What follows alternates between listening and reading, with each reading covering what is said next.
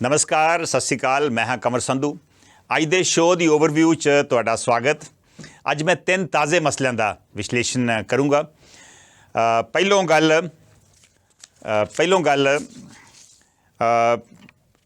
विवादिक उद्योगपति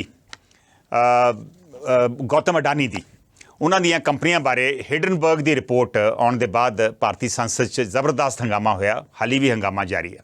की है गौतम अडानी का पिछोकड़? हुण दे विवाद तो पहलों किहड़े-किहड़े इल्ज़ाम उस उपर लगे सन, उस दीयां कंपनियां बाबत की क्या है हिडनबर्ग रिपोर्ट विच अते क्यों होया है इन्ना वड्डा विवाद। फिर मैं गल करूँगा पाकिस्तान के साबका राष्ट्रपति रिटायर्ड जनरल परवेज़ मुशर्रफ की, जिन्हां दा कल दुबई च देहांत हो गया। किवें रहा जनरल मुशर्रफ का उतरा चढ़ाव वाला फौजी अते सियासी कैरीयर? किवें इस शख्स ने अपने मुल्क नूं 1999 के साल कारगिल च वक्त पाया सी अते वड्डे पद्धर ते जानी नुकसान कीता सी। अखीर च गल कैनेडा दी, जिथे ब्रिटिश कोलंबिया च एक सड़क के एक हिस्से का नाम कामा घाटा मारू वे रखा गया है। की है ये 1914 का वाकया जो अज भी साढ़े जहन च जिंदा वा। पर पहलों गल उद्योगपति अडानी दी। कौन है गौतम अडानी जिस बाबत इन्ना वड्डा बवाल जिहड़ा वा वो खड़ा होया वा। गौतम अडानी बारे आम तौर पर लोगों को इन्ना पता वा कि वो प्रधानमंत्री नरेंद्र मोदी के नज़दीक ने, यह भी पता वा कि वो भाजपा के समर्थक ने। होर बहुतियां डिटेल्स वो बारे नहीं पता, या अजकल ਜਿਹੜੇ अखबारां पढ़ते हैं उन्होंने लगता होगा कि या हिडनबर्ग रिपोर्ट के विच कोई उन्हां बारे गल्लां कीतियां गईयां। पर बड़ा इंटरस्टिंग आ गौतम अडानी का जिहड़ा एक तरीके का उतरा और चढ़ा का जिहड़ा कैरीयर हुण तक रहा वा। ये पिछों गुजराती जैन परिवार आ और ये पिता जी वो टैक्सटाइल का काम करते सी। इनफैक्ट गौतम अडानी का पूरा नाम जिहड़ा वा गौतम शांति लाल अडानी आ। कोई बहुते पढ़े लिखे नहीं हो और स्कूल तो पहलों ड्रॉप आउट सी, फिर बाद यूनिवर्सिटी च एडमिशन लई, उहदे भी सैकेंड ईयर तो बाद ड्रॉप आउट हो गया। पर अपने जिहड़ा परिवार का बिजनेस सी वो परिवार का बिजनेस इन्हां नहीं ज्वाइन किया और बॉम्बे जाके डायमंड का काम जिहड़ा वा वो उन्हें शुरू किया। बाद च भरा ने जिहड़ा वापस इंपोर्ट एक्सपोर्ट का काम शुरू किया और फिर वापस आके अहमदाबाद च आके उन्होंने अपने जिहड़ा परिवार का इंपोर्ट एक्सपोर्ट का काम सी उहदे च हिस्सा लैन लग पे।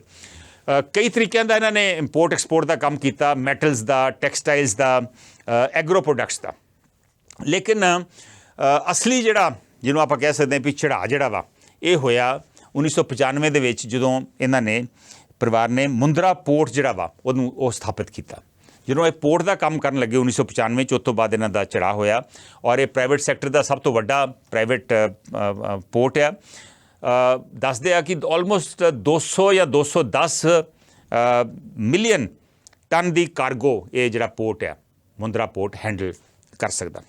उस तो बाद अगले साल 1996 ਦੇ ਵਿੱਚ पावर प्रोजैक्ट्स के विच इन्होंने हिस्सा लिया और अडानी पावर नाम की कंपनी जी शुरू की और इन्हों का जोड़ा पावर प्लांट है ऑलमोस्ट 4600 मैगावाट का पावर पॉइंट है। और फिर उस तो बाद 2006 के विच इन्होंने अपना बिजनेस जोड़ा वा ये बाहरले मुल्कों भी एक्सपेंड किया। आस्ट्रेलिया के विच इन्होंने इस तरह के पावर प्रोजैक्ट लाए, उत्थे कोल माइनस भी खरीदियाँ और फिर 2020 के विच पावर सैक्टर के विच ही इन्होंने सोलर पावर का काम किया। अडानी ग्रीन नाम की कंपनी जी है वो स्थापित की और उस तो बाद फिर 2020 के विच जिहड़ा मुंबई इंटरनेशनल एयरपोर्ट है जिहड़ा उहदे च इन्होंने हिस्सा पाया। 74% स्टेक जिहड़ा वा वो इस वेले अडानीज़ दा वा। और 2000 पिछले साल इन्होंने होर अपना बिजनेस एक्सपेंड किया, जिहड़ा अंबुजा सीवेंट आ वो खरीदिया। फिर उस तो बाद मीडिया NDTV खरीदण वाले तुरे और पिछले साल फरवरी च सब तो एशिया का अमीर आदमी गौतम अडानी मन्निया गया और बाद दे विच 6 महीने पहलों तक दुनिया के जिहड़े टॉप के 3 अमीर आदमी सन उन्हां दे विच गौतम अडानी का जिहड़ा वा वो नाम आउंदा वा। ये फॉर्चून मैगजीन के मुताबिक आ। सो ये करीब पिछले 25 सालों के विच सडनली $220 बिलियन का अंपायर जिहड़ा वा ये अडानी परिवार ने खड़ा कर लिया। फिर आ गई हिडनबर्ग रिपोर्ट। कुछ दिन पहलों, हफ्ता पहलों हिडनबर्ग रिपोर्ट आई और उहदे नाल सडन ड्रॉप हुई इन्हां दे शेयर वैल्यू दी और उस रिपोर्ट तो बाद स्टॉक गिरे इन्हां दे ਜਿੱਥੇ ਇਹ ਦੁਨੀਆ ਦੇ ਤੀਸਰਾ ਅਮੀਰ ਆਦਮੀ ਮੰਨਿਆ ਜਾਂਦਾ ਸੀ, ਤੀਸਰੇ ਤੋਂ 22ਵਾਂ ਨੰਬਰ ਆ ਗਿਆ। ਔਰ ਜਿਹੜਾ ਇਹਨਾਂ ਦਾ ਫੋਲੋ ਔਨ ਪਬਲਿਕ ਆਫਰ ਸੀ FPO ਉਹ ਕੈਂਸਲ ਕਰਨਾ ਪਿਆ। ਸੋ ਬਹੁਤ ਵੱਡਾ ਝਟਕਾ ਇਹਨਾਂ ਨੂੰ ਲੱਗਾ। ਲੇਕਿਨ ਹਾਲੀ ਵੀ ਇਹ ਅਡਾਨੀ ਪਰਿਵਾਰ ਜਿਹੜਾ ਵਾ, ਅਡਾਨੀ ਬਿਜ਼ਨਸ ਜਿਹੜਾ ਵਾ, ਅਡਾਨੀ ਗਰੁੱਪ ਜਿਹੜਾ ਵਾ, ਹਾਲੀ ਵੀ ਬਹੁਤ ਵੱਡਾ ਗਰੁੱਪ ਆ। ਲੇਕਿਨ ਅੱਜ ਕੱਲ੍ਹ ਇਹਨਾਂ 'ਤੇ ਲਗਾਤਾਰ ਇੱਕ ਬੜਾ ਵੱਡਾ ਬਵਾਲ ਖੜਾ ਹੋਇਆ ਵਾ। ਪਾਰਲੀਮੈਂਟ ਦੇ ਵਿੱਚ ਅੱਜ ਵੀ ਹੰਗਾਮਾ ਹੋਇਆ ਔਰ ਜਿਹੜੀਆਂ ਅਪੋਜੀਸ਼ਨ ਪਾਰਟੀਜ਼ ਆ ਉਹ ਮੰਗ ਕਰ ਰਹੀ ਹੈ JPC ਦੀ, ਜੁਆਇੰਟ ਪਾਰਲੀਮੈਂਟਰੀ ਕਮੇਟੀ ਦੀ। ਜੁਆਇੰਟ ਪਾਰਲੀਮੈਂਟਰੀ ਕਮੇਟੀ ਹੁੰਦੀ ਆ ਦੋਵੇਂ, ਜਿਹਦੇ 'ਚ ਰਾਜ ਸਭਾ ਦੇ ਅਤੇ ਲੋਕ ਸਭਾ ਦੋਵਾਂ ਦੇ ਮੈਂਬਰ ਹੁੰਦੇ ਆ। ਜ਼ਿਆਦਾ ਲੋਕ ਸਭਾ ਦੇ ਮੈਂਬਰ ਹੁੰਦੇ ਆ, ਕੁਝ ਰਾਜ ਸਭਾ ਦੇ ਮੈਂਬਰ ਵੀ ਹੋਣਗੇ। ਜੇ 15 ਮੈਂਬਰ ਹੋਣਗੇ ਤਾਂ 10 ਲੋਕ ਸਭਾ ਦੇ ਹੋਣਗੇ, 5 ਰਾਜ ਸਭਾ ਦੇ ਹੋਣਗੇ। ਹੁਣ ਤੱਕ 6 ਜਾਂ 7 JPCs ਬਣ ਚੁੱਕੀਆਂ। ਸਭ ਤੋਂ ਪਹਿਲਾਂ ਤੁਹਾਨੂੰ ਯਾਦ ਹੋਊਗਾ JPC ਬਣੀ ਸੀ ਬੋਫੋਰ ਸਕੈਂਡਲ ਦੇ ਉੱਪਰ। ਸੋ ਦੇਖਦੇ ਆ ਕਿ ਵਾਕਈ JPC ਸਥਾਪਿਤ ਹੁੰਦੀ ਆ, ਔਰ ਜੇ JPC ਸਥਾਪਿਤ ਹੁੰਦੀ ਆ ਤਾਂ ਉਹਦਾ ਕੀ ਰਿਪੋਰਟ JPC ਦੀ ਹੋਵੇਗੀ। ਹੁਣ ਆਪਾਂ ਨੈਕਸਟ ਇਸ਼ੂ 'ਤੇ ਆਉਂਦੇ ਹਾਂ। ਹੁਣ ਦੇ ਵਿਵਾਦ ਤੋਂ ਪਹਿਲਾਂ, ਆ ਹਿਡਨਬਰਗ ਰਿਪੋਰਟ ਤੋਂ ਪਹਿਲਾਂ ਕਿਹੜੇ ਇਲਜ਼ਾਮ ਅਡਾਨੀ ਉੱਪਰ ਲੱਗੇ ਸੀ। ਹਿਡਨਬਰਗ ਰਿਪੋਰਟ 'ਤੇ ਥੋੜ੍ਹੇ ਦਿਨ ਪਹਿਲਾਂ ਹੀ ਆਈ ਆ। ਇਸ ਤੋਂ ਪਹਿਲਾਂ 3-4 ਵਾਰੀ ਜਿਹੜਾ ਅਡਾਨੀ ਪਰਿਵਾਰ ਆ ਇਹ ਔਰ ਗੌਤਮ ਅਡਾਨੀ ਪਰਸਨਲੀ ਇਹ ਵਿਵਾਦਾਂ ਦੇ ਵਿੱਚ ਆਏ। ਸਭ ਤੋਂ ਪਹਿਲਾਂ 2002 ਦੇ ਵਿੱਚ ਗੌਤਮ ਅਡਾਨੀ ਜਿਹੜਾ ਇਹਨਾਂ ਨੂੰ ਦਿੱਲੀ ਪੁਲਿਸ ਨੇ ਅਰੈਸਟ ਕੀਤਾ ਚੀਟਿੰਗ ਕੇਸ ਦੇ ਵਿੱਚ। ਔਰ ਚੀਟਿੰਗ ਕੰਪਲੇਂਟ ਸੀ MS ਸ਼ੂਜ਼ ਦਾ ਇੱਕ ਅਧਿਕਾਰੀ ਸੀ, ਉਹਨੇ ਚੀਟਿੰਗ ਕੰਪਲੇਂਟ ਕੀਤੀ ਸੀ। ਲੇਕਿਨ ਬਾਅਦ ਦੇ ਵਿੱਚ ਜਿਹੜੇ ਨਾਨ ਬੇਲੇਬਲ ਵਾਰੰਟ ਸੀ ਉਹ ਵਿਡਰਾਅ ਕਰ ਲਏ ਗਏ ਕਿਉਂਕਿ ਕੰਪਰੋਮਾਈਜ਼ ਦੱਸਦੇ ਹੋ ਗਿਆ। ਇਹ 2002 ਦੀ ਗੱਲ ਹੈ। ਫਿਰ 2004-05 ਦੇ ਵਿੱਚ ਗੌਤਮ ਅਡਾਨੀ ਦਾ ਛੋਟਾ ਭਰਾ ਜਿਹੜਾ ਵਾ ਰਾਜੇਸ਼ ਅਡਾਨੀ, ਉਹਦੇ ਖਿਲਾਫ DRI directorate of revenue intelligence ਨੇ ਕੇਸ ਬਣਾਇਆ, ਉਹਨੂੰ ਅਰੈਸਟ ਵੀ ਕੀਤਾ। ਔਰ ਉਹਦੇ 'ਤੇ ਇਲਜ਼ਾਮ ਸੀ ਕਿ ਜੋ ਡਾਇਮੰਡ ਦਾ ਉਹ ਕੰਮ ਕਰਦਾ ਸੀ, ਹੀਰੇ ਜਵਾਹਰਾਤ ਦਾ ਕੰਮ ਕਰਦਾ ਸੀ, ਅਤੇ ਉਹਦੇ ਵਿੱਚ ਉਹ ਟੈਕਸ ਦੀ ਇਵੇਸ਼ਨ, ਕਸਟਮ ਦੀ ਇਵੇਸ਼ਨ ਕਰਦਾ ਸੀ। ਇਹ ਇਲਜ਼ਾਮ ਉਹਦੇ 'ਤੇ ਲੱਗਾ। 2012 ਦੇ ਵਿੱਚ SFIO serious fraud investigation office ਜਿਹੜਾ ਵਾ, ਉਹਨਾਂ ਨੇ 12 ਲੋਕਾਂ ਦੇ ਖਿਲਾਫ ਕੇਸ ਦਰਜ ਕੀਤਾ ਔਰ ਉਹ 12 ਦੇ ਵਿੱਚ ਗੌਤਮ ਅਡਾਨੀ ਵੀ ਸੀ। ਲੇਕਿਨ ਗੌਤਮ ਅਡਾਨੀ ਦੇ ਖਿਲਾਫ ਜਿਹੜਾ ਕੇਸ ਸੀ ਉਹ 2014 ਦੇ ਵਿੱਚ ਇੱਕ ਮੁੰਬਈ ਦੇ ਕੋਰਟ ਨੇ ਉਹ ਖਾਰਜ ਕਰਤਾ।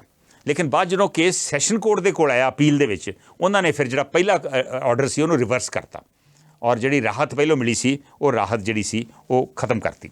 ਲੇਕਿਨ ਸਭ ਤੋਂ ਵੱਡਾ ਵਿਵਾਦ ਪਿਛਲੇ ਦਿਨਾਂ ਦੇ ਵਿੱਚ ਜਿਹੜਾ ਆਇਆ, ਹਾਂ ਜਿਹੜੀਆਂ ਗੱਲਾਂ ਮੈਂ ਦੱਸ ਰਿਹਾ ਮੈਂ ਇਹ ਤਾਂ ਫਾਈਲਾਂ ਦੇ ਵਿੱਚ ਹੀ ਸੀ, ਲੇਕਿਨ ਜਿਹੜਾ ਵਿਵਾਦ ਬਾਹਰ ਆਇਆ ਪਿਛਲੇ ਦਿਨਾਂ ਦੇ ਵਿੱਚ ਉਹ ਸੀ NDTV ਦੀ ਖਰੀਦ ਦਾ। ਸੋ NDTV ਦੀ ਖਰੀਦ ਜਿਹੜੀ ਆ ਉਹਨਾਂ ਨੇ ਥਰਡ ਕੰਪਨੀ ਦੇ ਥਰੂ ਇਨਡਾਇਰੈਕਟ ਤਰੀਕੇ ਦੇ ਨਾਲ ਕੀਤੀ ਔਰ ਇਸ ਵੇਲੇ NDTV ਦੇ ਉੱਤੇ ਉਹਨਾਂ ਦਾ ਪੂਰਾ ਕਬਜ਼ਾ ਵਾ, ਮੈਜੋਰਿਟੀ ਸ਼ੇਅਰ ਹੋਲਡਿੰਗ ਉਹਨਾਂ ਦੀ ਆ। ਔਰ ਬਹੁਤ ਸਾਰੇ ਜਿਹੜੇ ਸੀਨੀਅਰ ਜਰਨਲਿਸਟ ਸੀ NDTV ਦੇ ਵਿੱਚ, ਤੁਸੀਂ ਪਿਛਲੇ ਦਿਨਾਂ 'ਚ ਪੜ੍ਹ ਹੀ ਰਹੇ ਹੋਗੇ, ਰਵੀਸ਼ ਕੁਮਾਰ ਵਰਗੇ ਜਾਂ ਹੋਰ ਜਿਹੜੇ ਇੰਗਲਿਸ਼ NDTV ਦੇ ਜਰਨਲਿਸਟ ਸੀਗੇ, ਉਹ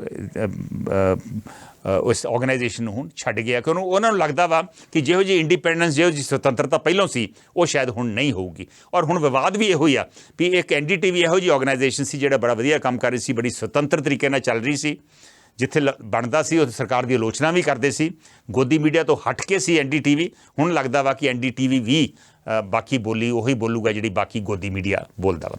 ਦੇਖੋ ਇਹ ਤਾਂ ਹੈ ਵਿਵਾਦ ਜਿਨ੍ਹਾਂ ਦੇ ਵਿੱਚ ਅਡਾਨੀ ਪਰਿਵਾਰ ਜਿਹੜਾ ਵਾ ਇਸ ਹਿਡਨਬਰਗ ਰਿਪੋਰਟ ਤੋਂ ਪਹਿਲਾਂ ਫਸਿਆ ਰਿਹਾ ਵਾ। ਲੇਕਿਨ ਇਹ ਵੀ ਕਹਿਣਾ ਬਣਦਾ ਵਾ ਕਿ ਇਹਨਾਂ ਨੇ ਫਿਲੈਂਥਰੋਪਿਕ ਕੰਮ, ਸਮਾਜ ਸੇਵਾ ਦੇ ਕੰਮ ਵੀ ਕਾਫੀ ਕੀਤੇ ਆ। ਅਡਾਨੀ ਫਾਊਂਡੇਸ਼ਨ ਨਾਂ ਦੀ ਇੱਕ ਸੰਸਥਾ ਬਣਾਈ ਹੋਈ ਆ। ਉਹਨਾਂ ਨੇ ਆਮ ਲੋਕਾਂ ਦੀ, ਗਰੀਬ ਲੋਕਾਂ ਦੀ, ਮੁਸ਼ਕਲਾਂ ਦੇ ਵਿੱਚ ਜਿਹੜੇ ਫਸੇ ਲੋਕ ਨੇ ਉਹਨਾਂ ਦੀ ਮਦਦ ਕਰਨ ਦੇ ਵਿੱਚ ਵੀ ਕੋਈ ਕਸਰ ਨਹੀਂ ਛੱਡੀ। ਜਦੋਂ PM ਕੇਅਰ ਫੰਡ, ਜਿਸ ਵੇਲੇ ਕੋਵਿਡ ਮਹਾਮਾਰੀ ਦਾ ਬਹੁਤ ਵੱਡਾ ਅਟੈਕ ਸੀਗਾ, ਉਸ ਵੇਲੇ ਇਹਨਾਂ ਨੇ 100 ਕਰੋੜ ਰੁਪਈਆ PM ਕੇਅਰ ਫੰਡ ਨੂੰ ਵੀ ਦਿੱਤਾ ਉਸ ਕਰੋਪੀ ਨਾਲ ਡੀਲ ਕਰਨ ਵਾਸਤੇ। ਔਰ ਉਸ ਤੋਂ ਇਲਾਵਾ ਜਦੋਂ ਆਕਸੀਜਨ ਸਿਲੰਡਰਸ ਦੀ ਘਾਟ ਸੀਗੀ ਉਦੋਂ ਵੀ ਇਹਨਾਂ ਨੇ ਬਹੁਤ ਸਾਰੇ ਆਕਸੀਜਨ ਸਿਲੰਡਰ ਸਾਊਦੀ ਅਰੇਬੀਆ ਜਾਂ ਹੋਰ ਮੁਲਕਾਂ ਤੋਂ ਉਹਨਾਂ ਨੇ ਇਨਵਾਈਟ ਕੀਤੇ। ਸੋ ਕੰਟਰੋਵਰਸੀ ਕੋਈ ਨਵੀਂ ਨਹੀਂ ਹੈ ਇਸ ਪਰਿਵਾਰ ਵਾਸਤੇ, ਇਸ ਗਰੁੱਪ ਵਾਸਤੇ। ਲੇਕਿਨ ਜਿਹੋ ਜਿਹੀ ਹੁਣ ਕੰਟਰੋਵਰਸੀ ਆਈ ਆ, ਜਿਹੋ ਜਿਹਾ ਹੁਣ ਬਵਾਲ ਆਇਆ ਵਾ, ਇਹ ਅੱਗੇ ਸ਼ਾਇਦ ਕਦੀ ਨਹੀਂ ਆਇਆ। ਪਹਿਲੋਂ NDTV ਦੀ ਖਰੀਦ ਦਾ ਵਿਵਾਦ ਔਰ ਹੁਣ ਜਿਹੜਾ ਵਾ ਹਿਡਨਬਰਗ ਰਿਪੋਰਟ ਤੋਂ ਬਾਅਦ ਦਾ ਵਿਵਾਦ। ਹੁਣ ਆਪਾਂ ਨੈਕਸਟ ਇਸ਼ੂ 'ਤੇ ਆਉਂਦੇ ਹਾਂ। ਹਿਡਨਬਰਗ ਰਿਪੋਰਟ ਬਾਅਦ ਕਿਉਂ ਹੋ ਰਿਹਾ ਹੈ ਗੌਤਮ ਅਡਾਨੀ ਉੱਪਰ ਇੰਨਾ ਵੱਡਾ ਬਵਾਲ? ਜਨਵਰੀ 24 ਨੂੰ ਆਈ ਆ ਹਿਡਨਬਰਗ ਰਿਪੋਰਟ। करीब ऑलमोस्ट 10-12 दिन हो गए आ और ਉਹਦੇ 'ਚ ਕਈ ਐਲੀਗੇਸ਼ਨਸ ਗੌਤਮ ਅਡਾਨੀ ਦੇ ਉੱਪਰ ਔਰ ਅਡਾਨੀ ਗਰੁੱਪ ਦੇ ਉੱਪਰ ਲੱਗੀਆਂ। ਇੱਕ ਤੇ ਉਹਨਾਂ ਦੀ ਐਲੀਗੇਸ਼ਨ ਇਹ ਵਾ ਵੀ ਇਸ ਗਰੁੱਪ ਨੇ ਬਹੁਤ ਸਾਰਾ ਆਪਣਾ ਪੈਸਾ ਜਿਹੜਾ ਗਲਤ ਢੰਗ ਨਾਲ ਪੈਸਾ ਕਮਾਇਆ ਹੋਇਆ ਵਾ, ਉਹ ਜਿਹੜੇ ਆਫਸ਼ੋਰ ਟੈਕਸ ਹੇਵਨਸ ਨੇ ਜਿੱਥੇ ਟੈਕਸ ਨਹੀਂ ਦੇਣਾ ਪੈਂਦਾ, ਕੈਰੀਬੀਅਨ ਆਈਲੈਂਡਸ ਦੇ ਵਿੱਚ ਇਹੋ ਜਿਹੇ ਟੈਕਸ ਹੇਵਨਸ ਨੇ, ਮੌਰੀਸ਼ੀਅਸ ਦੇ ਵਿੱਚ ਜਾਂ UAE ਦੇ ਵਿੱਚ ਜਾਂ ਹੋਰ ਮੁਲਕਾਂ ਦੇ ਵਿੱਚ, ਉੱਥੇ ਆਪਣਾ ਪੈਸਾ ਜਿਹੜਾ ਵਾ ਉਹ ਡੰਪ ਕੀਤਾ ਹੋਇਆ ਵਾ, ਉੱਥੇ ਪੈਸਾ ਜਿਹੜਾ ਵਾ ਉਹ ਇਨਵੈਸਟ ਕੀਤਾ ਹੋਇਆ ਵਾ, ਉਹਨਾਂ ਜਾਂ ਰੱਖਿਆ ਹੋਇਆ ਵਾ ਉਹਨਾਂ ਟੈਕਸ ਹੇਵਨਸ ਦੇ ਵਿੱਚ। ਇਹ ਵੀ ਦੱਸਿਆ ਗਿਆ ਵਾ ਕਿ ਜਿਹੜੀਆਂ 7 ਲਿਸਟਡ ਕੰਪਨੀਜ਼ ਆ ਅਡਾਨੀ ਗਰੁੱਪ ਦੀਆਂ, ਉਹਨਾਂ ਦੀ ਵਿੱਤੀ ਹਾਲਤ ਕਾਫੀ ਡਾਵਾਂਡੋਲ ਆ, ਆਪਣੇ ਆਪ ਨੂੰ ਓਵਰ ਲੀਵਰੇਜ ਕਰਕੇ ਲੋਨ ਚੁੱਕ ਕੇ ਆਪਣੀ ਸਟਾਕ ਵੈਲਿਊ ਵਧਾਈ ਹੋਈ ਆ। ਔਰ ਇਹ ਇੱਕ ਬੜਾ ਸਲਿਪਰੀ ਰੂਟ ਹੁੰਦਾ ਵਾ ਜਿਹਦੇ 'ਚ ਜਿਹੜਾ ਇਨਵੈਸਟਰ ਆ ਉਹਦਾ ਪੈਸਾ ਸੇਫ ਨਹੀਂ। ਇਹ ਹਿਡਨਬਰਗ ਜਿਹੜੀ ਰਿਸਰਚ ਕੰਪਨੀ ਆ ਉਹਨਾਂ ਦਾ ਇਹ ਕਹਿਣਾ ਵਾ। ਉਹਨਾਂ ਨੇ ਇਹ ਵੀ ਕਿਹਾ ਵਾ ਕਿ ਜਿਹੜੇ ਇਹਦੀ ਟਾਪ ਮੈਨੇਜਮੈਂਟ ਆ ਉਹ ਵੀ ਸ਼ੱਕੀ ਆ। ਟਾਪ ਦੇ ਜਿਹੜੇ 22 ਬੰਦੇ ਆ ਉਹਨਾਂ ਦੇ ਵਿੱਚ 8 ਤੇ ਬੰਦੇ ਇਹਨਾਂ ਦੇ ਪਰਿਵਾਰ ਦੇ ਹੀ ਆ ਔਰ ਪਰਿਵਾਰ ਦੇ ਉਹ ਮੈਂਬਰ ਨੇ ਜਿਨ੍ਹਾਂ ਦੇ ਉੱਪਰ ਕੇਸਿਸ ਬਣੇ ਰਹੇ ਨੇ ਜਾਂ ਜਿਨ੍ਹਾਂ ਦੇ ਉੱਪਰ ਜਿਹੜੇ ਆਪ ਵਿਵਾਦਾਂ ਦੇ ਵਿੱਚ ਫਸੇ ਹੋਏ ਆ। ਜਿਵੇਂ ਇਹਨਾਂ ਦਾ ਆਪਣਾ ਭਰਾ, ਛੋਟਾ ਭਰਾ ਰਾਜੇਸ਼ ਅਡਾਨੀ, ਉਹ ਮੈਨੇਜਿੰਗ ਡਾਇਰੈਕਟਰ ਨੇ ਅਡਾਨੀ ਗਰੁੱਪ ਦੇ। ਉਹਨਾਂ ਦੇ ਉੱਪਰ ਮੈਂ ਦੱਸਿਆ ਹੀ ਆ ਕਿ ਕਸਟਮ ਡਿਊਟੀ ਏਵੇਸ਼ਨ ਦਾ ਕੇਸ ਸੀਗਾ। ਉਸ ਤੋਂ ਇਲਾਵਾ ਸਮੀਰ ਵੋਰਾ ਜਿਹੜੇ ਐਗਜ਼ੈਕਟਿਵ ਡਾਇਰੈਕਟਰ ਨੇ ਅਡਾਨੀ ਆਸਟ੍ਰੇਲੀਅਨ ਡਿਵੀਜ਼ਨ, ਬੜੀ ਇੰਪੋਰਟੈਂਟ ਡਿਵੀਜ਼ਨ ਹੈ ਇਸ ਕੰਪਨੀ ਦੀ, ਉਹਨਾਂ ਦੇ ਉੱਤੇ ਵੀ ਕੇਸ ਬਣਿਆ ਰਿਹਾ ਵਾ। ਸੋ ਇਸ ਕਰਕੇ ਜਿਹੜੀ ਟਾਪ ਮੈਨੇਜਮੈਂਟ ਆ ਉਹਦੇ 'ਤੇ ਵੀ ਇਤਬਾਰ ਨਹੀਂ ਕੀਤਾ ਜਾ ਸਕਦਾ। ਇਹ ਹਿਡਨਬਰਗ ਰਿਪੋਰਟ ਦੇ ਵਿੱਚ ਦਰਜ ਕੀਤਾ ਗਿਆ। ਲੇਕਿਨ ਅਡਾਨੀਜ਼ ਨੇ ਇਹ ਸਭ ਕੁਝ ਡਿਨਾਈ ਕੀਤਾ। ਉਹਨਾਂ ਨੇ ਕਰੀਬ 400 ਜਾਂ 410 ਪੇਜ ਦੀ ਇੱਕ ਰਿਬਟਲ ਦਿੱਤਾ ਵਾ ਜਿਹਦੇ 'ਚ ਉਹਨਾਂ ਕਿਹਾ ਜੀ ਇਹ ਸਭ ਸਪੈਕੂਲੇਟਿਵ ਗੱਲਾਂ ਵਾ, ਇਹਨਾਂ ਦਾ ਕੋਈ ਬੇਸਿਸ ਨਹੀਂ ਗਾ ਔਰ ਇਹ ਬਦਨਾਮ ਕਰਨ ਦੀ, ਇੰਡੀਆ ਨੂੰ ਸਾਨੂੰ ਬਦਨਾਮ ਕਰਨ ਦੀ ਸਾਜ਼ਿਸ਼ ਆ। ਔਰ ਇਹਦੀ ਟਾਈਮਿੰਗ ਜਿਹੜੀ ਆ ਅਡਾਨੀ ਗਰੁੱਪ ਮੁਤਾਬਕ ਉਹ ਬੜੀ ਸਸਪੈਕਟ ਆ। ਉਹ ਸਾਡਾ ਜਿਹੜਾ FPO ਆਉਣਾ ਸੀ ਉਹਦੇ ਉਸ ਵੇਲੇ ਇਹ ਰਿਲੀਜ਼ ਹੋਈ ਹੈ ਤਾਂ ਕਿ ਸਾਨੂੰ ਨੁਕਸਾਨ ਹੋਵੇ, ਔਰ ਨੁਕਸਾਨ ਹੋਇਆ ਵੀ ਹੈ। ਸੋ ਉਹਨਾਂ ਦਾ ਕਹਿਣਾ ਵਾ ਕਿ ਇਹ ਜਿਹੜਾ ਸਾਨੂੰ ਨੁਕਸਾਨ ਕੀਤਾ ਵਾ ਉਹਦੇ ਖਿਲਾਫ ਅਸੀਂ ਹਿਡਨਬਰਗ ਰਿਪੋਰਟ ਜਾਂ ਜਿਹੜੀ ਵੀ ਰਿਸਰਚ ਕੰਪਨੀ ਆ ਉਹਦੇ ਖਿਲਾਫ ਅਸੀਂ ਡੈਫੇਮੇਸ਼ਨ ਹੀ ਕਰਾਂਗੇ, ਉਹਦੇ ਖਿਲਾਫ ਅਸੀਂ ਲੀਗਲ ਰਿਕੋਰਸ ਵੀ ਲਵਾਂਗੇ। ਹੁਣ ਸਵਾਲ ਇਹ ਉੱਠਦਾ ਵਾ ਕਿ ਇਹ ਇੰਨਾ ਵੱਡਾ ਹੰਗਾਮਾ ਇਸ ਵੇਲੇ ਕਿਉਂ ਹੋਇਆ ਜਾਂ ਕਿਉਂ ਹੋ ਰਿਹਾ ਇੰਨਾ ਵੱਡਾ ਬਵਾਲ। ਬੇਸਿਕ ਇਹਦਾ ਕਾਰਨ ਇਹ ਆ ਕਿ ਆਪੋਜੀਸ਼ਨ ਇਸ ਮਸਲੇ ਨੂੰ ਇਸ ਕਰਕੇ ਵੀ ਚੁੱਕ ਰਹੀ ਹੈ ਕਿਉਂਕਿ ਗੌਤਮ ਅਡਾਨੀ ਜਿਹੜਾ ਜਾਂ ਅਡਾਨੀ ਗਰੁੱਪ ਜਿਹੜਾ ਵਾ ਇਹ ਨਰਿੰਦਰ ਮੋਦੀ ਔਰ BJP ਦੇ ਬਹੁਤ ਨਜ਼ਦੀਕ ਸਮਝਿਆ ਜਾਂਦਾ ਵਾ ਔਰ ਇਹ ਸਾਰੀ ਗਰੋਥ ਜਿਹੜੀ ਆ ਇਹ ਕਰੀਬ ਪਿਛਲੇ 20-25 ਸਾਲਾਂ ਦੇ ਵਿੱਚ ਹੋਈ ਆ ਔਰ ਇਹ 20-25 ਸਾਲਾਂ ਦੇ ਵਿੱਚੋਂ ਕਰੀਬ ਆਲਮੋਸਟ 10 ਸਾਲ ਤੇ ਇਸ ਸਰਕਾਰ ਦੇ ਥੱਲੇ ਹੀ ਹੋਏ ਆ। ਔਰ ਜਦੋਂ ਪ੍ਰਧਾਨ ਮੰਤਰੀ ਮੋਦੀ ਨੇ ਆਪਣਾ ਅਹੁਦਾ ਸੰਭਾਲਣਾ ਸੀ 2014 ਦੇ ਵਿੱਚ, ਤੇ ਉਹ ਪ੍ਰਾਈਵੇਟ ਜੈਟ, ਅਡਾਨੀ ਦਾ ਪ੍ਰਾਈਵੇਟ ਜੈਟ ਸੀ ਜਿਹਦੇ 'ਚ ਉਹ ਅਹਿਮਦਾਬਾਦ ਤੋਂ ਦਿੱਲੀ ਆਏ ਸਨ। ਉੱਥੋਂ ਲੱਗਦਾ ਸੀ ਵੀ ਇਹਨਾਂ ਦੀ ਦੋਸਤੀ ਕਿੰਨੀ ਗਹਿਰੀ ਔਰ ਕਿੰਨੀ ਗੂੜੀ ਆ। ਔਰ ਇਹ ਵੀ ਦੱਸਿਆ ਜਾਂਦਾ ਵਾ ਕਿ ਨੈੱਟ ਵਰਥ ਜਿਹੜੀ ਅਡਾਨੀ ਗਰੁੱਪ ਦੀ ਆ ਉਹ ਆਲਮੋਸਟ 230% ਪਿਛਲੇ ਕੁਝ ਦਿਨਾਂ ਦੇ ਵਿੱਚ ਹੀ ਵਧੀ ਆ ਜਦੋਂ ਮੋਦੀ ਸੱਤਾ ਦੇ ਵਿੱਚ ਸੀ। ਔਰ ਇਹ ਵੀ ਕਿਹਾ ਜਾਂਦਾ ਵਾ ਕਿ ਪਿਛਲੇ ਕਰੀਬ ਜਦੋਂ ਤੋਂ 2014 ਤੋਂ ਬਾਅਦ ਬਹੁਤ ਸਾਰੇ ਰੂਲਸ ਜਿਹੜੇ ਨੇ ਉਹਨਾਂ ਨੂੰ ਬੈਂਡ ਕਰਕੇ ਇਸ ਗਰੁੱਪ ਨੂੰ ਫਾਇਦਾ ਦੇਣ ਦੀ ਕੋਸ਼ਿਸ਼ ਕੀਤੀ ਗਈ ਹੈ। ਜਿਵੇਂ ਕਿ ਏਅਰਪੋਰਟ ਦੀ ਪ੍ਰਾਈਵੇਟਾਈਜੇਸ਼ਨ 2018 ਦੇ ਵਿੱਚ ਟ੍ਰਿਵੈਂਡਰਮ ਏਅਰਪੋਰਟ ਵੀ ਇਹਨਾਂ ਦੇ ਕੰਟਰੋਲ ਥੱਲੇ ਆਇਆ। ਉਦੋਂ ਜਿਹੜੀਆਂ ਟਰਮਸ ਐਂਡ ਕੰਡੀਸ਼ਨ ਸੀਗੀਆਂ ਕਿ ਕਿਹੜੇ ਬੰਦੇ ਏਅਰਪੋਰਟ ਪ੍ਰਾਈਵੇਟਾਈਜੇਸ਼ਨ 'ਚ ਹਿੱਸਾ ਲੈ ਸਕਦੇ ਆ ਜਾਂ ਉਹਦੇ 'ਚ ਬਿਡ ਕਰ ਸਕਦੇ ਆ, ਉਹਦੇ ਟਰਮਸ ਐਂਡ ਕੰਡੀਸ਼ਨ ਨੂੰ ਚੇਂਜ ਕੀਤਾ ਗਿਆ। ਇਹ ਵੀ ਕਿਹਾ ਗਿਆ ਕਿ ਜਿਨ੍ਹਾਂ ਦਾ ਕੋਈ ਐਕਸਪੀਰੀਅੰਸ ਵੀ ਨਹੀਂ ਉਹ ਵੀ ਉਹਦੇ 'ਚ ਹਿੱਸਾ ਲੈ ਸਕਦੇ ਆ ਔਰ ਉਹਦਾ ਬੈਨੀਫਿਟ ਜਿਹੜਾ ਸੀ ਅਡਾਨੀ ਗਰੁੱਪ ਨੂੰ ਮਿਲਿਆ। ਇਸੇ ਤਰ੍ਹਾਂ ਹੀ ਗੋਡਾ ਇੱਕ ਕੋਲ ਫਾਇਰਡ ਮਾਈਨ ਆ, ਪਾਵਰ ਪਲਾਂਟ ਆ ਝਾਰਖੰਡ ਦੇ ਵਿੱਚ, ਜਿੱਥੇ ਕੋਲਾ ਆਉਣਾ ਆਸਟ੍ਰੇਲੀਆ ਤੋਂ ਔਰ ਜਿਹੜੀ ਬਿਜਲੀ ਉੱਥੇ ਬਣਨੀ ਆ ਉਹ ਬਿਜਲੀ ਜਾਣੀ ਆ ਬੰਗਲਾਦੇਸ਼ ਨੂੰ। ਉਹਨਾਂ ਨੂੰ ਵੀ ਟੈਕਸ ਬੈਨੀਫਿਟ ਦਿੱਤੇ ਗਏ ਆ ਕਿਉਂਕਿ ਉਹਨੂੰ ਸਪੈਸ਼ਲ ਇਕਨੋਮਿਕ ਜ਼ੋਨ ਡਿਕਲੇਅਰ ਕਰਤਾ ਗਿਆ। ਜਦੋਂ SEZ ਡਿਕਲੇਅਰ ਹੋ ਜਾਂਦੀ ਕੋਈ ਥਾਂ ਤੇ ਉੱਥੇ ਟੈਕਸ ਬੈਨੀਫਿਟ ਉੱਥੇ ਮਿਲ ਜਾਂਦੇ ਆ ਔਰ ਉਹ ਟੈਕਸ ਬੈਨੀਫਿਟ ਦਾ ਫਾਇਦਾ ਜਿਹੜਾ ਵਾ ਉਹ ਇਸ ਜਿਹੜੀ ਪਾਵਰ ਪੁਆਇੰਟ ਆ, ਪਲਾਂਟ ਆ, ਇਹਨੂੰ ਉਸ ਚੀਜ਼ ਦਾ ਹੋਵੇਗਾ। ਲੇਕਿਨ ਗੌਤਮ ਅਡਾਨੀ ਦਾ ਕਹਿਣਾ ਵਾ ਕਿ ਇਹ ਜਿਹੜੀ ਉਹਨਾਂ ਦੇ ਖਿਲਾਫ ਇਲਜ਼ਾਮ ਆ ਵੀ ਇਹਨਾਂ ਦੀ ਸਿਰਫ ਤਰੱਕੀ ਸਿਰਫ ਤੇ ਸਿਰਫ ਮੋਦੀ ਕਰਕੇ ਆ ਜਾਂ ਸਿਰਫ ਤੇ ਸਿਰਫ BJP ਕਰਕੇ ਆ, ਇਹ ਸਹੀ ਨਹੀਂ। ਇੱਕ ਇੰਟਰਵਿਊ ਦੇ ਵਿੱਚ ਇੰਡੀਆ ਟੂਡੇ ਨੂੰ ਇੰਟਰਵਿਊ ਦਿੱਤਾ ਗੌਤਮ ਅਡਾਨੀ ਨੇ, ਜਿਹਦੇ 'ਚ ਉਹਨੇ ਕਿਹਾ ਵੀ ਉਹਨਾਂ ਦੀ ਗਰੋਥ ਜਿਹੜੀ ਹੈ 4 ਫੇਜ਼ਿਸ ਡਿਵਾਈਡ ਹੁੰਦੀ ਹੈ। ਸਭ ਤੋਂ ਪਹਿਲੋਂ ਜਦੋਂ ਇਹਨਾਂ ਨੇ ਗਰੋ ਕਰਨਾ ਸ਼ੁਰੂ ਕੀਤਾ ਉਸ ਵੇਲੇ ਸੱਤਾ ਦੇ ਵਿੱਚ ਸੀ 1991-92 ਦੀ ਗੱਲ ਹੈ ਰਾਜੀਵ ਗਾਂਧੀ ਔਰ ਉਸ ਤੋਂ ਬਾਅਦ ਨਰਸਿਮਹਾ ਰਾਓ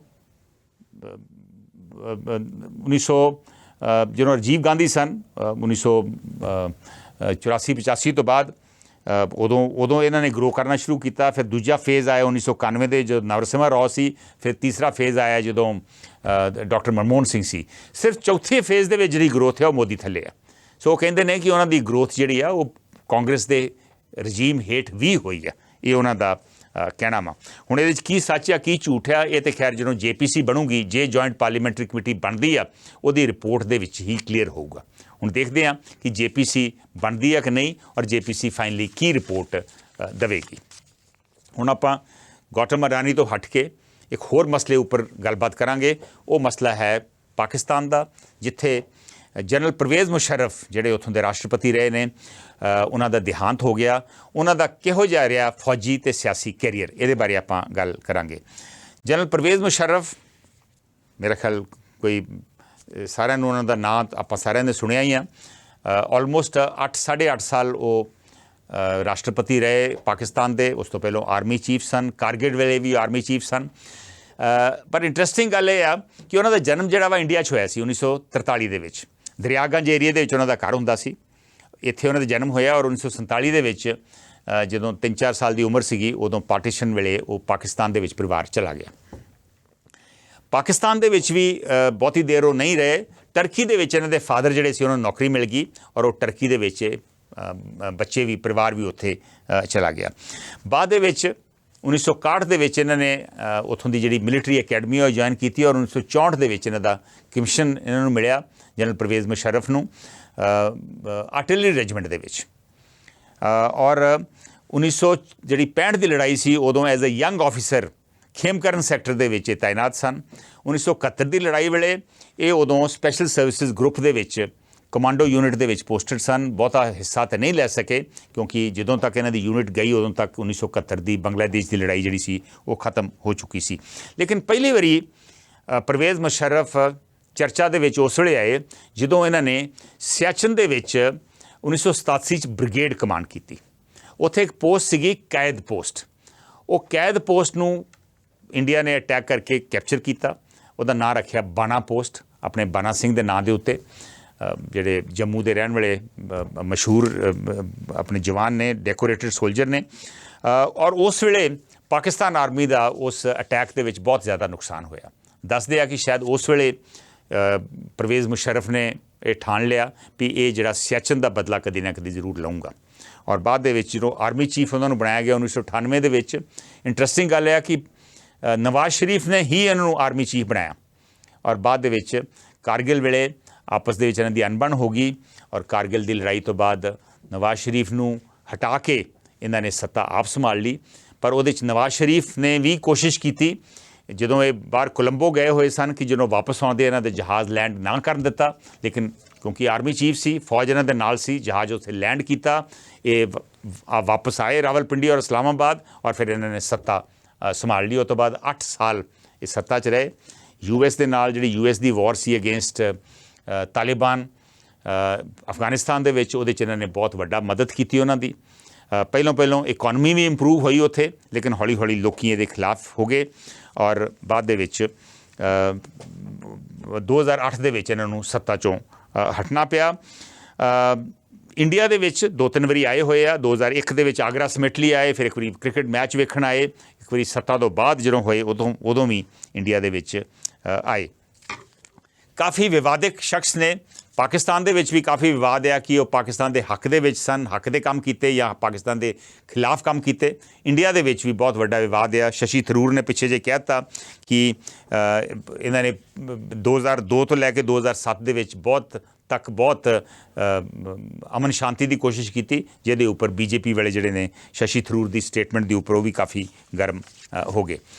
ਇੰਡੀਆ ਕਿਉਂ ਨਹੀਂ ਭੁੱਲ ਸਕਦਾ ਕਦੀ ਵੀ ਮੁਸ਼ਰਫ ਨੂੰ? ਕਿਉਂਕਿ ਕਾਰਗਿਲ ਲੜਾਈ ਜਿਹੜੀ ਆ ਇਹਨਾਂ ਨੇ ਪਲਾਨ ਕੀਤੀ ਔਰ ਕਾਰਗਿਲ ਲੜਾਈ ਜਿਹੜੀ ਸੀ ਬਹੁਤ ਸਰਪ੍ਰਾਈਜ਼ ਕੀਤਾ ਇੰਡੀਆ ਨੂੰ ਕੋਈ ਇਲਮ ਨਹੀਂ ਸੀ ਕਿ ਉੱਥੇ ਆ ਹੋਣ ਵਾਲਾ ਵਾ। ਔਰ ਉਸ ਲੜਾਈ ਦੇ ਵਿੱਚ ਇੰਡੀਆ ਦਾ ਬਹੁਤ ਜ਼ਿਆਦਾ ਨੁਕਸਾਨ ਹੋਇਆ।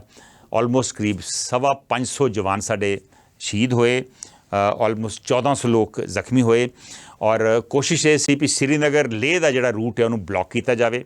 3 ਮਹੀਨੇ ਲੜਾਈ ਚੱਲੀ ਔਰ ਵਾਕਈ ਨੱਕ 'ਚ ਦਮ ਕੀਤਾ ਹੋਇਆ ਸੀ। ਜੇ US ਨਾ ਇੰਟਰਵੀਨ ਕਰਦਾ ਤਾਂ ਸ਼ਾਇਦ ਜਿਹੜੇ ਇਲਾਕੇ ਪਾਕਿਸਤਾਨ ਦੀ ਆਰਮੀ ਖਾੜਕੂ ਕਹਿ ਕੇ ਉਹਨਾਂ ਨੇ ਕੰਟਰੋਲ ਕੀਤੇ ਹੋਏ, ਮਿਲੀਟੈਂਟ ਕਹਿ ਕੇ ਕੰਟਰੋਲ ਕੀਤੇ ਹੋਏ ਸਨ, ਉਹਨਾਂ ਨੂੰ ਬਾਹਰ ਕੱਢਣਾ ਬਹੁਤ ਔਖਾ ਸੀ ਔਰ ਉਹਨਾਂ ਨੂੰ ਕੱਢਣ ਦੇ ਵਿੱਚ ਬਹੁਤ ਜ਼ਿਆਦਾ ਆਪਣਾ ਨੁਕਸਾਨ ਹੋਇਆ ਔਰ ਇਸ ਨੁਕਸਾਨ ਕਰਕੇ ਆਪਾਂ ਕਦੀ ਵੀ ਉਹਨਾਂ ਨੂੰ ਨਹੀਂ ਸ਼ਾਇਦ ਭੁੱਲ ਸਕਾਂਗੇ ਔਰ ਵਾਕਈ ਉਹਨਾਂ ਦੀ ਹਮੇਸ਼ਾ ਹੀ ਜਿਹੜੀ ਆ ਯਾਦ ਜਿਹੜੀ ਆ ਉਹ ਤਾਜ਼ਾ ਸਾਡੇ ਦਿਲਾਂ ਦੇ ਵਿੱਚ ਰਹੂਗੀ, ਇਹ 'ਚ ਕੋਈ ਸ਼ੱਕ ਨਹੀਂ। ਹਾਂ, ਨਫ਼ਰਤ ਦੀ ਭਾਵਨਾ ਜਿਹੜੀ ਆ ਉਹਦੇ ਨਾਲ ਆਮ ਆਪਣੇ ਲੋਕ ਜਿਹੜੇ ਨੇ ਇਹਨਾਂ ਨੂੰ ਹਮੇਸ਼ਾ ਹੀ ਦੇਖਣਗੇ। ਹੁਣ ਆਪਾਂ ਲਾਸਟ ਇਸ਼ੂ 'ਤੇ ਆਉਂਦੇ ਹਾਂ।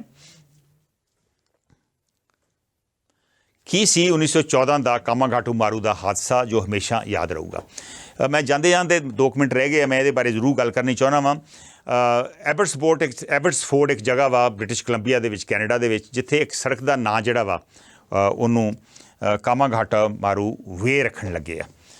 ਬਹੁਤ ਅੱਛਾ ਕਦਮ ਆ ਇਹ। ਇੱਕ 1914 ਦੇ ਵਿੱਚ ਬਹੁਤ ਮੰਦਭਾਗਾ ਵਾਕਿਆ ਹੋਇਆ ਸੀ। ਆਪਣੇ ਕਰੀਬ 376 ਭਾਰਤੀ ਲੋਕ, ਜਿਨ੍ਹਾਂ 'ਚ ਬਹੁਤੇ ਸਿੱਖ ਸੀਗੇ, ਕੁਝ ਹਿੰਦੂ ਅਤੇ ਮੁਸਲਮਾਨ ਵੀ ਸੀ, ਇਹਨਾਂ ਨੇ ਉੱਥੇ ਜਾਣ ਦੀ ਕੋਸ਼ਿਸ਼ ਕੀਤੀ। ਇਹਨਾਂ ਨੂੰ ਉੱਥੇ ਲੈਂਡ ਨਹੀਂ ਕਰਨ ਦਿੱਤਾ ਗਿਆ, ਵਾਪਸ ਭੇਜੇ ਗਏ। ਜਦੋਂ ਬਜਬਜ ਪੋਰਟ ਦੇ ਉੱਤੇ ਵਾਪਸ ਆਏ ਕੈਲਕਟਾ ਦੇ ਵਿੱਚ, ਉਹਨਾਂ 'ਤੇ ਫਾਇਰਿੰਗ ਹੋਈ, 19 ਲੋਕ ਜਾਂ 20 ਲੋਕ ਮਾਰੇ ਗਏ ਔਰ ਇਹ ਬਹੁਤ ਜ਼ਿਆਦਾ ਦੁਖਦਾਇਕ ਘਟਨਾ ਸੀ। ਹੁਣ ਇਸ ਵੇਲੇ ਪੰਜਾਬੀਆਂ ਦਾ, ਸਿੱਖਾਂ ਦਾ ਕਾਫੀ ਵੱਡਾ ਬੋਲਬਾਲਾ ਵਾ ਕੈਨੇਡਾ ਦੇ ਵਿੱਚ ਔਰ ਇਸ ਘਟਨਾ ਨੂੰ ਅਸੀਂ ਹਮੇਸ਼ਾ ਯਾਦ ਕਰਦੇ ਹਾਂ। ਔਰ ਪਿੱਛੇ ਜੇ 2016 ਦੇ ਵਿੱਚ ਹਾਊਸ ਆਫ ਕਾਮਨਸ ਦੇ ਵਿੱਚ, ਕੈਨੇਡੀਅਨ ਹਾਊਸ ਆਫ ਕਾਮਨਸ ਦੇ ਵਿੱਚ ਜਸਟਿਨ ਟਰੂਡੋ ਪ੍ਰਧਾਨ ਮੰਤਰੀ ਨੇ ਇਸ ਗੱਲ ਵਾਸਤੇ ਮਾਫੀ ਵੀ ਮੰਗੀ, ਅਪੋਲੋਜੀ ਵੀ ਕੀਤੀ ਉਹਨਾਂ ਨੇ। ਲੇਕਿਨ ਇਹ ਘਟਨਾ ਜਿਹੜੀ ਆ, ਜਦੋਂ ਆਪਾਂ ਗੱਲ ਕਰਦੇ ਹਾਂ ਵੀ ਅਸੀਂ ਹੁਣ ਇਮੀਗ੍ਰੇਸ਼ਨ ਬਹੁਤ ਵੱਧ ਰਹੀ ਆ, ਅਤੇ ਹਮੇਸ਼ਾ ਯਾਦ ਰੱਖੀਦਾ ਇਹਨਾਂ ਲੋਕਾਂ ਦੀ ਕੁਰਬਾਨੀ, ਜਿਨ੍ਹਾਂ ਤੋਂ ਜਿਸ ਵੇਲੇ ਤੋਂ ਇਹ ਇਮੀਗ੍ਰੇਸ਼ਨ ਸ਼ੁਰੂ ਹੋਈ ਸੀ ਔਰ ਉਹਦੇ 'ਚ ਇੱਕ ਜਿਹੜੇ ਇਸ ਗਰੁੱਪ ਦੇ ਲੀਡਰ ਸਨ ਗੁਰਦਿੱਤ ਸਿੰਘ ਸਰਹਾਲੀ, ਉਹਨਾਂ ਦਾ ਬਹੁਤ ਵੱਡਾ ਯੋਗਦਾਨ ਸੀ। ਗੁਰਦਿੱਤ ਸਿੰਘ ਸਰਹਾਲੀ ਜਿਹੜੇ 376 ਲੋਕ ਗਏ ਸੀ, ਇਹਨਾਂ ਦੇ ਲੀਡਰ ਸਨ ਉਹ। ਔਰ ਜਦੋਂ ਇਹ ਵਾਪਸ ਆ ਕੇ ਇਹਨਾਂ 'ਤੇ ਫਾਇਰਿੰਗ ਕੀਤੀ ਗਈ ਕੈਲਕਟਾ ਦੇ ਵਿੱਚ, ਇਹ ਉਦੋਂ ਅੰਡਰਗਰਾਊਂਡ ਹੋ ਗਏ।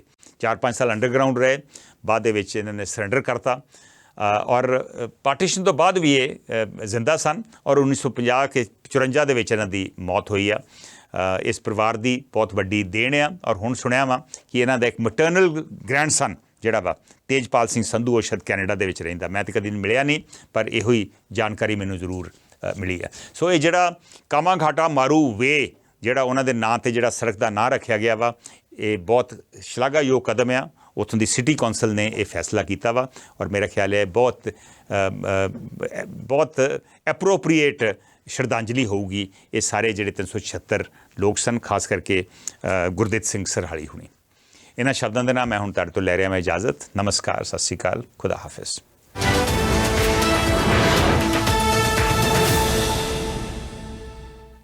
Hello hello Hello. Hello Hello.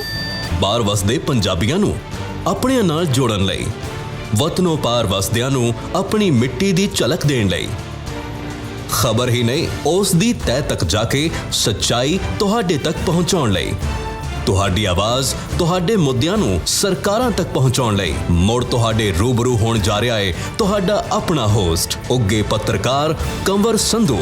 ਇਹ ਸ਼ੋਅ ਇਸ ਵੇਲੇ ਲਾਈਵ ਟੈਲੀਕਾਸਟ ਹੈ। ਇੱਕ ਵਾਰ ਫੇਰ ਤੋਂ ਪੇਸ਼ ਕਰ ਰਹੇ ਹਨ। ਸਤਿ ਸ਼੍ਰੀ ਅਕਾਲ, ਮੈਂ ਹਾਂ ਕੰਵਰ ਸੰਧੂ। ਕਿਉਂਕਿ ਇਹ ਕਾਲ-ਇਨ ਸ਼ੋਅ ਆ, ਤੁਸੀਂ ਵੀ ਇਹਦੇ 'ਚ ਹਿੱਸਾ ਲੈ ਸਕਦੇ ਜੇ। Hello global Punjab. ਸਮਾਜ ਦੀ ਹਰ ਖਬਰ ਤੇ ਨਜ਼ਰ ਹੀ ਨਹੀਂ, ਡੂੰਘਾਈ ਨਾਲ ਪੜਚੋਲ ਦਾ ਓਵਰਵਿਊ ਕਮਰ ਸੰਧੂ ਦੇ ਨਾਲ।